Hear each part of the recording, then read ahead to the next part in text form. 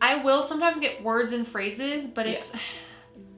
I don't physically hear things, and I know that's hard for people to understand because a lot of You the hear time... it in your mind's head. It's like but essentially your sometimes inner voice, but it's also like disembodied. Yes, but sometimes like with your spirit guide, I know his voice is like oh my super god, you low. hear his voice? No way. Exactly. It's not in my voice. Oh my god. Hi everyone, it's Em and Lip, and we're your Meta Psyckicks. So today we're going to be talking about how spirits communicate with me personally. But I'm a mental medium, so I get thoughts, images, feelings, and emotions that aren't my own, and it's all within my mind. So when I'm saying I'm seeing spirits, it hasn't been until recently that I've actually been seeing like maybe small clippets of like apparitions. But again, I really don't think it's like physically so much.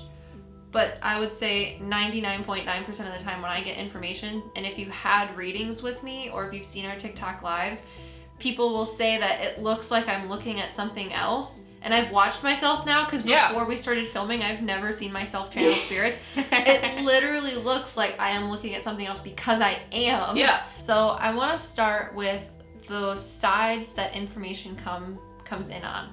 So if I'm speaking to spirits, because as a psychic medium, I'm a psychic and a medium, and depending on what I'm doing dictates where I get information from. So usually if I'm doing a psychic reading, information will come in on my left hand side, and depending on if it's like past, present, future, where it is in front of me as well. So if it's something that has to deal with like the present or the future, it'll be like in front of me. Your psychic side, which is past, present, future, is on your left side. Yes. And when you see past, present, and future, it's past, present, and future? Yeah. Got you. It's like really, really simple. Spirit makes it real easy for me. So then when I get information from spirit or on my medium side, if I'm communicating with souls, it's always on my right hand side. Usually. God, it's been changing so much lately. So I want to say that if I see spirits and they don't necessarily have anything to do with me personally, or I'm not trying to get information from them, they're just existing within our plane of existence, I see them in front of me on my left because it is happening right now. Physically in our realm. Yes. Yes. Whereas if I'm channeling spirits for a client during a reading, say they want to talk to their grandmother, their grandfather, etc., their dog that passed away, or a cat, that is like those spirits I have to call upon from the realm of existence that they're in, which is on my right hand side, which would be heaven, spirit, source, whatever you want to call it. Which makes so much more sense. But It's confusing when I'm seeing people because I'm like, am I seeing people that are physically here right now, but I feel like they're spirits? Yeah. Yes, like the man in the tree video. Yeah. He was physically in front of me and to the left. Yeah, because he was actually just chilling out. Now that we've in our realm. confused everybody. Her right side is where spirits who have passed, who are in the spirit realm, Yes. are when they come in and speak to her. So she's like putting her medium cap into the spirit realm and pulling out the energy. Whereas sometimes spirits show up on her left side because they are literally physically in our Plane of existence. Yes. Yeah. And then you have your psychic side, which is completely different. But also dark things come in that one side too. Which is weird, but No, I don't think it's weird though. I think it's because they're not in the same plane of existence though too. I think they come from us. You think so? I think they are energy that is manifested from higher beings. And it is negative energy that has been manifested from us. So that's why they are in the present almost. Well, I think it's because they have to be within our plane of existence to get energy. Exactly. Whereas if you're just a soul hanging out in heaven or spirit, you're not trying to get energy from anything to exist. They have to be in our environment because they exist because of us. Makes sense. Yes. And that's what I've been thinking of for the last couple times we've been talking about it. And I'm like, oh my God, it's because they exist because of us. Yes. And that's why they're in our plane of existence, because they are literally feeding the dark energy off of us. Wild. Wild. I know that's kind of hard to explain, so we're going to get into like the signs and symbols. Em wants me to try and pinpoint a couple things that I have that I've seen that are consistent, that mean certain things. When I was writing this information for the video, it's crazy because I was like, I can't help you with this. You just need to write it. And I was like, I can't help myself. I can't with tell this. you how it comes in for you because I'm not in your head. So it's really not signs and symbols that I see. What did I called it? Comprehensive mind charades. I know people have thoughts and memories, and sometimes they have inner dialogue, and sometimes they have just actual things that they see or just things that they know and understand. And if you're one of these people that have any of these things, you'll know what I'm talking about. And if you're not, you're gonna be like, that's crazy. But literally talk to one of your friends and be like, do you think in words or do you think in images? Do you think in like sounds or anything like that? That is what I get, and that's usually how spirits communicate with me. But they'll also give me emotions as well as physical feelings and like physical tastes and smells, which are different types of communication. AKA she has all of the clairs. Yeah. It's wild. So let's get into it. I sit 5 to 10 minutes before our readings and I kind of just chill out because I get nervous still because I'm like, oh, what if I don't do this? I need to help people. There's so much pressure. It's a lot of pressure. Yeah. So I will sit and I'll just like put my walls down and say, okay, I'm talking to say Jessica today. If there are any spirits that want to speak to Jessica or know that Jessica wants to speak with, please step forward. And I will have people step forward and immediately I will start writing down their information. Sometimes they'll tell me what they look like. Sometimes they'll give me certain information that's pertinent to the person, and that's what I like to call validation. It validates to the person that I'm talking to who I'm talking to, because I'm literally telling you something, but you can't see it. Only I can. That's why they give me that information as validation. Unless you're very nervous and you haven't really talked about this and you're kind of like scaring away the spirits almost. I know that sounds really... It's more like blocking them. Yeah. Because you're afraid of what they might say to you. And at that point, if no one has stepped forward, which I rarely have, people will say, well, I want to talk to so-and-so. And by saying that person's name, they usually step forward and will tell me things, what they look like, what they want to talk about, something that validates who they are to you. And that is like what gets the reading going. I want to say it's probably happened like 6 or 7 times. Every single time a client is late and the spirit is waiting for them, they will sit on a park bench after they've gotten done telling me things. I also feel like your spirit guides communicate with you through facial expressions. I feel like other spirits do the same thing. Oh, for sure. So like, because you're most comfortable with that. Yeah, because I will sometimes get words and phrases, but it's... I don't physically hear things, and I know that's hard for people to understand because a lot of the time... in your mind's head. It's like but essentially sometimes your inner voice, but it's also like disembodied. Yes, but sometimes like with your spirit guide, I know his voice is like oh my super god, you low. hear his voice? No way. Exactly. It's not in my voice. Oh my god. I thought it was in your voice this whole time. Oh no. So it's absolutely hilarious that you hear him, and now I understand why you think he's so weird, because he's literally this huge cloud with a deep voice. And he's super masculine. Like he literally has like a thundercloud of a voice. Oh my god. That's awesome. But do I physically hear it? No. It's almost like when I have like when I hear his voice, you know when you hear someone with a really deep voice and you can feel it in your chest? I get that deep voice feeling in my chest. Interesting. So it's not just that I'm not technically hearing something, but am hearing something. I'm feeling that the voice is low. That's awesome. He's cool. It's your voice, but also you don't hear your voice. It's someone else's voice. Yeah. It's interesting because it started happening to me. Like when I was talking about your spirit guide, the little one that says "me," literally when you talk in a high voice, you have like that "me" like feeling in your chest when you talk really high. So I have that feeling in my chest. That's how I know he talks really high. He's interesting. Yeah, he really doesn't like when I call him out. He gets real freaking upset about it. I imagine him as like, you know those things that stand on your shoulder like your conscious? Uh-huh. That's what I imagine. But he that's also, what I feel like. I feel like there's something on my shoulder. But he also looks like the people that say "me" from Monty Python. And if you don't put a picture of them right here on your shoulder, I'm gonna be upset. Who are you?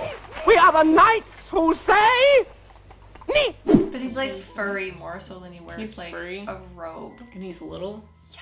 He's like the little version of that. Yeah, but like these are like short men on stilts though. Oh, I didn't know that. Yeah, they're not like, those are just big robes and they're on stilts. But like if you look at them, I think they like hop down at one point or something and they're like this big. Oh my gosh. So like they have normal people voices, but they're neat. Yeah, does he stand on my shoulder? Why not? Because I can feel it. Yeah, go for Because it. that's wild. I just think it's Like me describing you, this is what it feels like, but someone screaming in my ear. this is That's what that it little is. thing on my shoulder screaming in my ear.